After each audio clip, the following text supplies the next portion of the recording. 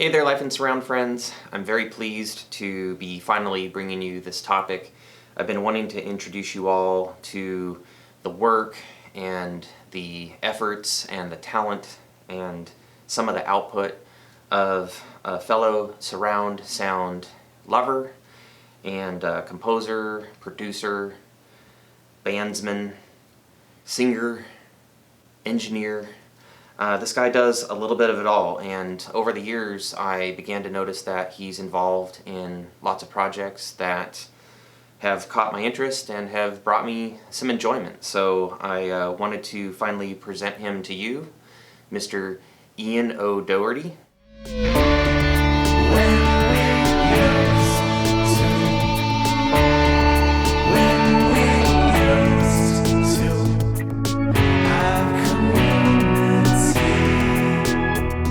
I pitched him a bunch of questions, and so I'm going to be leapfrogging my vignettes about him and his video responses. For those unaware, this gentleman has been involved in Slim Cessna's Auto Club, The Commandments According To. Very cool album. I need to remember to put it on again sometime soon. And stay tuned for a giveaway. Okay? And also Up Hollow, Jackets for the Trip. Again, one that I need to make some time to spin again, but remember it very fondly. And some of you are going to be familiar with Ian Cooke, the Ian Cooke Band, The Fall I Fell, and the Ian Cooke output came in these like really distinctive cardboard, like die cut affairs. And the Flight I Flew. I had the honor of testing some of the mixes for this one, so I appreciate that, Ian. That was very cool. And then, as far as I know, the world's all-time greatest progressive rock album about dinosaurs, Antiquizoria. I think he may say it a little bit differently, but like this is an awesome album. I listened to it quite a bit. Mostly in stereo because I like the stereo mix better, but it is available in 5.1 and not everybody shares my opinion, so definitely well worth a listen. And I'm not sure how much of his output is on, back order or out of print or still available, especially in physical copies, but I bet on his Bandcamp you can still do 5.1 FLAC downloads. I don't want to guarantee that, but I'm pretty sure. So anyway, I will be linking to his Bandcamp. I know for sure that his last couple of projects are available in FLAC download, and I'm going to be discussing those latest projects with him a bit. Just wanted to let you know where he's coming from a little bit historically. He's very well known on quadrophonic.com. Some of these releases are very well loved, so he's definitely really good at what he does. I've been impressed over the years, and I'm thrilled to finally be presenting him to you. So with that, let's get on to some of his influences. Musical influences. You'd mentioned an eclectic taste and output from me, and I suppose that's true. I think I grew up with Zappa in the house a lot, and mixed with Kitaro or Vangelis or Yanni or Enya or whatever. And so there was a lot of interesting music being played in the household. But La Bamba, the movie, absolutely changed my life, specifically Sleepwalk, Santo and Johnny, and that plane crash scene. Steve Forbert, a lot of his stuff, a lot of other folk musicians, certainly from that era. Michael Hedges, maybe the greatest guitarist of the 20th century. Died way too young, but I was fortunate enough to see him many times in the 90s. Joan Armatrading, fantastic record, and several. All of her 70s stuff I think is really good, and into the 80s too. Hands down, my favorite band and biggest influence, Fugazi. Was very fortunate to have seen them many times, actually play with them once, and I think well, the only band I know of that continued to improve and each album was better than the last. Blonde Redhead, great record, and a continuous music concept record that influenced me quite a bit. And last but not least, Jethro Tull. I was named after Ian Anderson, so I gotta, of course, count them as a huge influence. But I think Songs from the Wood and Heavy Horses are the pinnacle of what they were doing. Yeah, I'm interested for sure for A and Broadsword to come out, but really I'm hoping that Wilson will continue and mix the first Ian Anderson solo record, Walk Into Light. It's a good one, underrated. So many more influences, but those are some of the quick ones. It's very cool to hear about some of your musical influences. I'll look forward to digging into those. Now let's talk about some of your favorite surround releases, particularly those that may have inspired you. What got me into surround? Cornelius Point, the 5.1 release, I still think is the best example of the synchronization of audio and visual in the surround world. Incredible album, mix, visuals, everything. Next album, Sin Surround, same thing, but up the ante in terms of the visuals, I think, a little bit. And then much more recently, the Mellow Waves Blu-ray and album, Mellow Waves Visuals. Certainly more mellow music, but again, up the ante in terms of the visuals. And this one has a fantastic live show on it, too. Cornelius is a phenomenal musician, and I think those three albums are really overlooked in the surround world, and I recommend them to anybody out there. Good stuff. Sweet. I managed to go and find a copy of 5.1 for a pretty reasonable price. So I appreciate the recommendation. I look forward to digging into that. Now let's talk about some of your specific surround history. My surround music history certainly starts in 2004 in terms of mixing. Bob Fabrush mixed this one, but I was there with him the whole time and learned a lot of tricks from him. And also, same thing kind of for Ian Cooke's first solo record, 2007, The Fall I Fell. Bob mixed this in 5.1, and then actually in 2017, I did my own mix of it, just a more dynamic mix. Let's see, 2014, 15, Antiqua Soria, Cooke's record, recorded here in Denver with Chris Fogel, but mixed by Neil Wilkes in London, the surround mix. And he and I were talking on the phone all the time at that time and emailing back and forth about all sorts of things with the mixes. And he uses Nuendo as well. So a lot of Nuendo techniques I learned from him during that period. Let's see. Slim Sessions Auto Club. I was in this band for a bunch of years, toured a lot, and then everything was recorded for this album except for the bass. So I recorded the bass and did the surround mix. And let's see, 2017, The Flight I Flew, Cooke's final record. I was playing upright bass on this one and did a lot of the soundscape stuff and the surround mix on that. And then some of the stuff, Mike, you've asked about, other mixes I'm going to do. This one probably I can't. I don't have all the multi-tracks for it, but this is the first Eolian record that Bob Fabrush and I did in 2008. I don't have all the multis, but I have some of them. I have none of the multis for Tauntaun. This is a metal band I was in 2008 to 12. But it was recorded in Nuendo, and Chris Fogel has them. And we're currently in a new band together called Discomfort Creature. That's a simple, fast punk band, and so there will not be a surround mix for that, certainly. But it's been really fun to play with Chris again. And we're actually releasing that kind of right now. Then Ian Cooke's Fortitude record came out in 2011, and I have been working on a surround mix of this one. And we'll see. We may put it out this year, being the 10th anniversary of this record. But it's a fun one.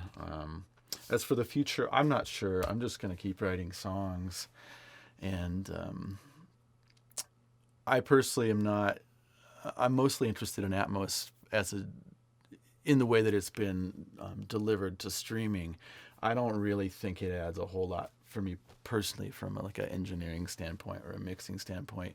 I think Quadr 5.1 is sufficient. But I do think it's really interesting that we're on the verge of more surround being streamed. So we'll see what that entails in the future. But I certainly will keep mixing and surround, and I'm really trying to get the opportunity to mix for other bands. Is really what I'm kind of working on now. It's interesting that you talk about surround streaming. I'm not aware of a whole lot of it going on, though surroundmusic.1 has been doing it in 5.1 at least for a while. So I'll leave a link below to surroundmusic.1. Immersive Audio Album, I'm not sure if they're streaming samplers yet.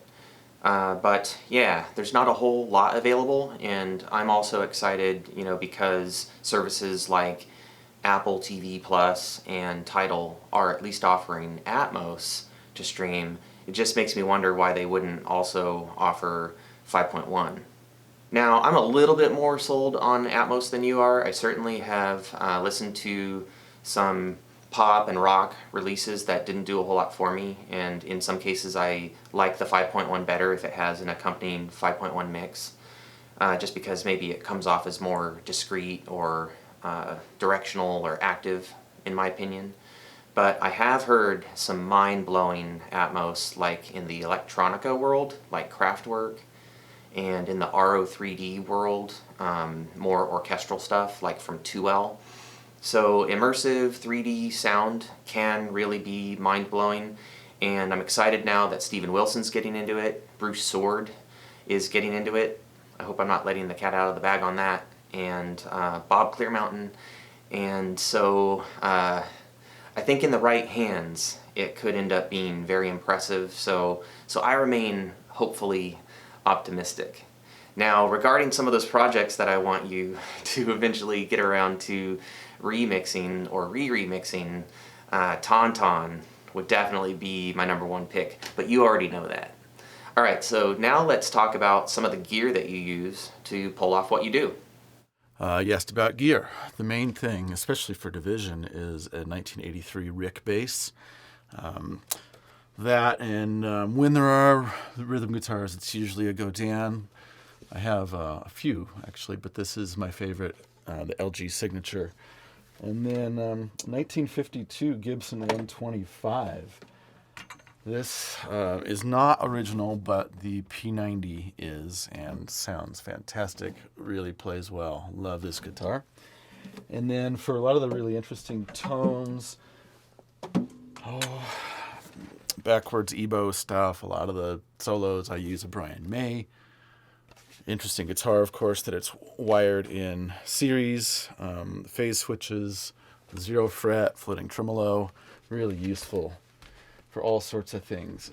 Those all go through a Kemper, a DI box essentially with models in it, and then send everything through Universal Audio 710 preamps, Mo2 DA, and then JBL monitors. That's about it for gear. Keep it really simple, and I just try to set everything up quick so it's ready to go and I can create and not be messing with tones a whole lot. That's about it. Thanks for the rundown on your gear. I try to keep it pretty simple too. I dabble a little bit with surround mixing, though not as much as I would like to. I use Cakewalk as my DAW, and my interface is an old Sapphire Pro 24 Firewire technology. Got it because it suffices for 6-channel output and has decent preamps to my ear, and it was cheap. So on the subject of gear, your recordings tend to have some very unique sonic qualities to them, so maybe you could shed some light on how you achieve that. One of the pieces of gear I use that's unique is my dad's steel drum. When he passed, I got his instruments, and this is one that I use all the time. And he was a big fan of Jimmy Buffett and Caribbean music, and I don't really play it. I just use it for textures. And this is a chromatic steel drum. So just as a demonstration of what I do with it, I'm going to play a basic A major chord. So a C sharp, and an E. But I'll do them individually, and then I'll layer them. Here we are, an A, C sharp, and an E. And then, of course, this is how they sound backwards, A. And then when you put them all together, a lot of times we'll put backwards steel drum underneath a guitar solo or underneath the synthesizer pad just to give it a little bit of an organic feel. Almost always I'm going to be using different percussion bits. I have all sorts of shakers and tambourines and things that I mix in with a electronic beat. I'm always trying to get some kind of human element into the digital realm, and so the steel drum I use constantly. I also use it for a lot of percussive stuff. You can do all sorts of things with it. It's a great recording tool. I think it's really special that you use an instrument that came to you via your father. I have an instrument that my dad helped me build, and it's particularly special to me too. Maybe it'll show up in a recording someday. And as you mentioned, I also like how you blend organic and digital sounds. That particularly works well for me on one of your later albums, Back to Blackened, particularly the second side, and then on your latest offering, Division. So on that note, at the end of 2017, I was doing a lot of touring and had been for years at that point. And it was difficult for me to switch back and forth between touring life and home life. Peter Gabriel has an interesting theory about peripheral stimuli and the inability to process it, and that inspires creativity. And maybe it's something you can relate to with your military tour experience. I'm not going to pretend to understand the trauma involved with military tours, but in terms of musical touring, I struggled with being home and then going away. And anyway, a lot of that inspired a lot of songs. And so at the end of 2018, I just decided to start releasing them one a week because I didn't know what else to do with them. I did that for all of 2019, 52 songs. And in the March 12th, 2019, there was a storm in the U.S., but in Denver specifically, that knocked out power on my side of the street for days. And so I was sitting in the dark writing songs and looking across the street, and they're partying and being warm. And got me thinking about that, lack of access to power and songs related to that. And so kind of wrote a bunch of those in 2019. Well, March 12th, 2020, exactly a year later, was the first day of lockdown here. And of course, we all saw a further division of, ethics and morals and political ideals and, tension in all forms, and certainly a division of wealth. So it was pretty easy to get inspiration to write. What was difficult, though, is to get headspace to finish anything. So by the end of 2020, I had finished the surround mixes for all the 52 songs from 2019, and I just needed to get them out to clear mental space so that I could take a step back and look at all these division songs and see what I was trying to say. Because I had 30 or 40 of those. It kind of whittled it down to 20 that I thought were telling the story or the message in the best way, and then last minute I cut those 20 down to the 14 that are on the record, or the digital record. And so, the releasing the 5 albums was not a smart move. It was a personal move to just kind of clear some space and be able to look at my new songs in a different way. If I were to do it again, I would certainly not do that. I would release them after Division, one at a time. But they're all in FLAC format on the Bandcamp page, and it was really fun to mix them all. And I recognize fully that it's overwhelming to listen to, because it was certainly overwhelming to make them all, and to then go back and do all the surround mixes for all of them. I mean, it was a big project, but I'm happy I did it because I, of course, learned a lot about myself and certainly improved on songwriting and recording and playing and singing. And really, I would recommend that kind of project to anybody in any art form. If you do something every day or every week, of course you're going to get better at it. And I think setting a goal like that, while it was ridiculous at the time, and still is, I suppose, was a good thing. I'm happy I did it and gave me something to do during that time. So that's what is a little bit of the story of Division, and kind of how that came to be.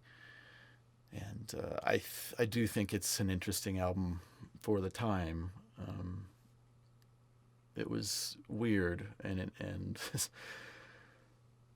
difficult to watch the reality happen as I was trying to figure out how that would play in the fictional world of the songs. So thanks for listening, and thanks for asking about it. One thing I've learned over the last couple of years is that trauma is trauma. It doesn't so much matter the cause. So maybe that is a reason why I connect with Division really well. And also, like, whether or not someone has PTSD or road trauma from being a musician, we all have gotten through this last year of shelter in place, lockdown, pandemic, a lot of uncertainty over how much we can trust news that we're getting, and the whole thing. So I've enjoyed my listens so far to Division, and it's an album that I'll be keeping in circulation. Regarding putting out the previous 5 albums, and it's actually 6 if you count the instrumental track list that you also include, it is a lot to get through, but at least you have it offered at a super fair price. I think last time I looked it was like $25, and that's as much as we often pay for a single title. So I hope that you do get some downloads, and maybe over time you'll develop like a sampler for it, or end up splitting them up and promoting them some other way. So I'm glad that they exist, that you've released them, that you gained some experience and got those out of your system, and I definitely look forward to what you have coming in the future. And I appreciate your time answering these questions today, and I really hope that this gains you some well-deserved exposure and support. Mike, thanks for inviting me to do this. I really appreciate your channel and your enthusiasm when it comes to music in general, but specifically surround. I think it's a really fun hobby, one that I'm glad I'm involved in. For me, it's not so much a technical thing about formats or how many speakers are around. It's just about being inside the song, like really immersed in the song. So the future, I don't really care about. Well, I do care. I don't think the format really matters. I think it's about being closer to the origination of the song. I think similar with like the classic album series or interviews with songwriters or artists or any creative process. That's what I'm interested in. And I think immersive audio or surround audio or whatever you want to call it is like, that's what it is to me, is getting a little bit closer to the genesis of the song. Ian, thanks for coming on the channel. It's been a pleasure listening to your latest material and dialoguing back and forth with you. I really always enjoy that. I look very much forward to what you have in store for us in the future. Some new material, hopefully some remixes, and whatever format you choose. I appreciate you letting us inside your songs and those of the projects you've been in over the years. I'm going to be linking to your projects, to your Bandcamp and whatnot down below. I wish you the best, and to everyone else watching as well. Until next time, live life in surround. P.S. The giveaway. I almost forgot. Ian very kindly, way back in the day, sent me an extra copy of Slim Cessnas, and I really enjoy this album, so I'm going to offer it up. Just leave a comment down below saying pretty much whatever you want to. Just try to keep it positive, supportive, but unless it's just absolutely inappropriate for YouTube. But if you simply leave a comment down below, my staff and I will capture a list of everyone who made a comment, let's say a week from the publication date of this video, and I'll be sending this copy to that lucky person, signed by the band, a very cool DTS DVD. I really enjoy it, so I'm looking forward to passing it on to someone else and just spreading the love of Ian O'Doherty's music a little bit more. Alright? So, see you in a week.